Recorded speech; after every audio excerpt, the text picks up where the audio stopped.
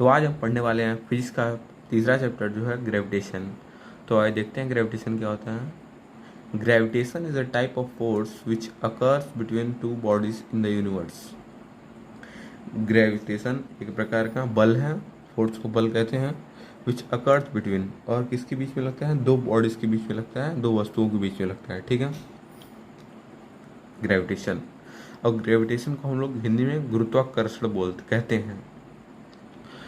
अब है gravitational force, the force which with the earth pull the object towards it is called gravitational force. ठीक है, the force with which the earth pulls the object towards it is called gravitational force.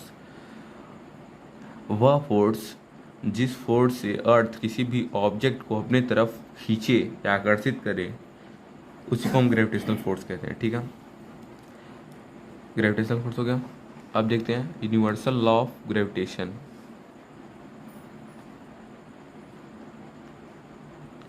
Universal law of gravitation, according to the Newton's law of gravitation, according to the Newton's law of gravitation, every object in the universe attract every other object with a force which is proportional to the object of their masses and inversely proportional to the square of distance between them। ठीक है, according to Newton's law of gravitation, Newton's के law of gravitation के अनुसार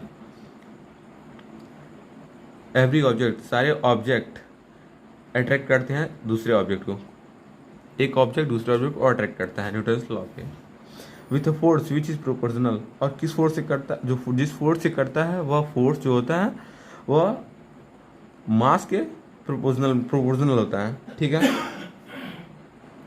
मास के proportional होता है, and inversely proportional to the square of distance between them, और inversely proportional होता है किसके, डिस्टेंस के,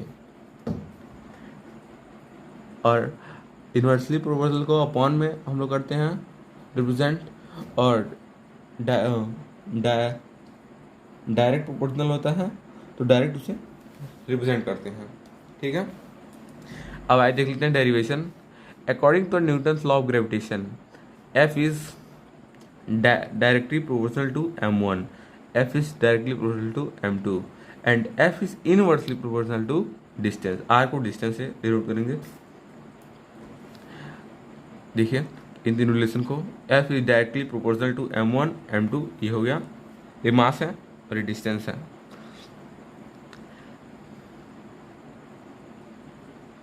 ये मास है, ये डिस्टेंस है। ठीक है, और देखिए अगर इन्वर्सली रहेगा तो ठीक है, ऐसे रिप्रेजेंट करेंगे।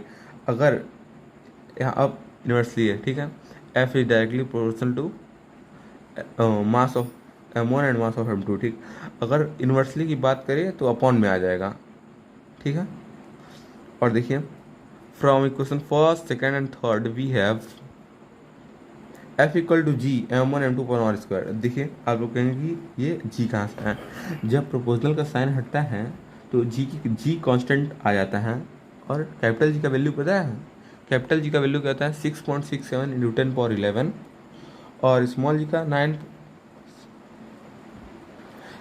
वैल्यू 9.8 मीटर पर सेकंड स्क्वायर। ठीक है, 6.67 इंटू 10⁻11 कैपिटल जी का, और स्मॉल जी का 9.8 मीटर पर सेकंड स्क्वायर। ठीक है, तो आज के लिए बस इतना ही। Okay, thank you.